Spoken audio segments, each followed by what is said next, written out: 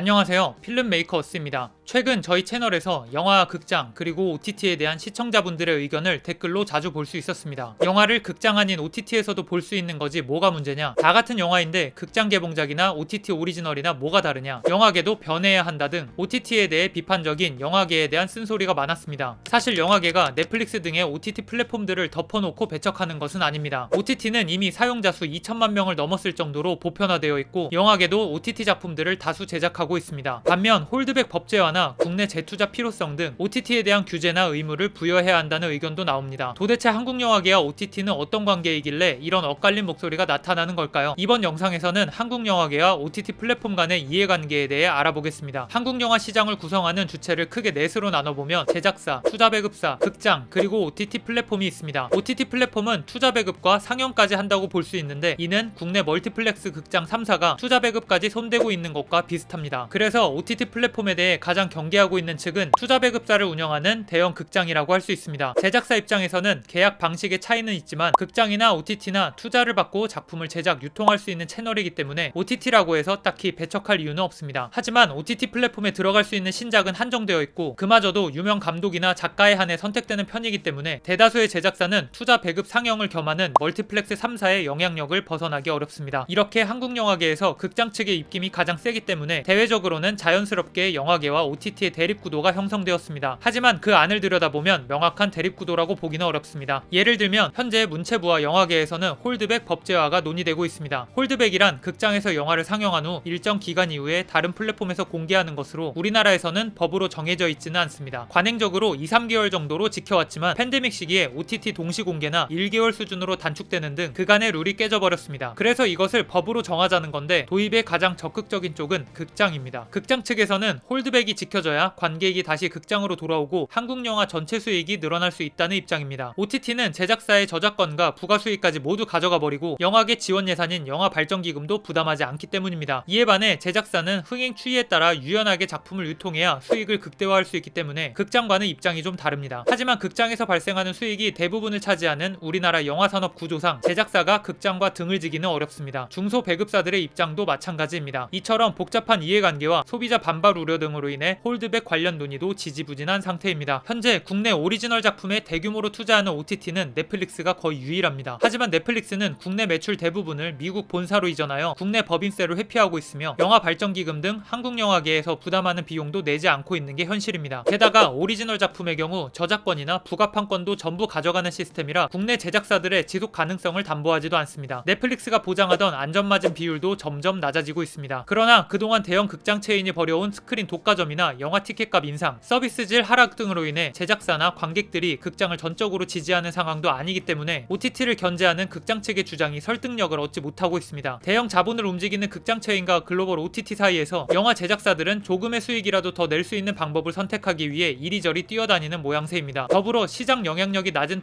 독립영화계는 이 논의에 참여할 권한도 갖지 못했습니다. 이렇게 한국 영화 시장에서는 창작자의 입지가 갈수록 좁아지고 자본의 영향력이 확대되는 양상이 가속화되고 있습니다. 물론 OTT 도입 초기에 일부 감독과 제작자들을 중심으로 영화의 형태적, 경험적 측면에서 OTT 작품에 대한 부정적 의견을 나타내기도 했습니다. 하지만 시대에 따라 영화도 변화할 수밖에 없다는 사실을 받아들이는 추세고 단순히 자본 때문만이 아니라 기존 극장 체제에서 할 수 없었던 시도를 위해 OTT를 선택하는 경우도 늘었습니다. 봉준호 감독은 2017년 넷플릭스 오리지널 옥자의 동시 개봉 당시 대한극장에서 진행되었던 무대 인사에서 넷플릭스도 좋지만 가능하면 극장에서 많이 봐주면 좋겠다며 극장에 대한 애정을 놓지 않았음을 밝혔습니다. 우리나라에서 OTT 작품을 놓고 시네마와의 우열을 논하는 시기는 이제 지나가지 않았나 싶습니다. 다만 한국 영화 시장의 회복과 질적 성장을 위해서는 OTT 플랫폼에만 기댈 수 없는 것이 사실입니다. 넷플릭스의 국내 투자는 단일 기업의 의사결정일 뿐 시장 전체의 움직임도 아닐 뿐더러 언제까지 계속될지 알 수 없습니다. 그들에게 K 콘텐츠 육성 의무가 있는 것도 아니며 이미 또 다른 가성비 콘텐츠 제작 국가들을 확보하고 있습니다. 넷플릭스에 대한 의존성이 심화된다면 넷플릭스발 자본이 빠졌을 때 버틸 수 있는 한국 영화 시장 자체의 힘이 부족해질 수도 있습니다. 때문에 극장, 투자 배급사 등 한국 영화 시장의 전통적인 플레이어들이 건강하게 작동해야 합니다. 독점적 지위를 남용해서도 안 되고 시장의 다양성을 해치는 의사결정을 해서도 안 될 것입니다. 지금 한국 영화계가 겪고 있는 어려움을 모두 OTT 탓으로 돌리는 안일함도 버려야 할 것입니다. 현재 중단된 정책 협의의 논의도 하루빨리 재개되기를 바랍니다. 이번 영상이 도움이 되셨다면 채널 구독과 좋아요, 알림 설정 부탁드립니다. 저는 다음에 더 유익한 영상으로 찾아오겠습니다. 지금까지 필름 메이커 어스였습니다. 감사합니다.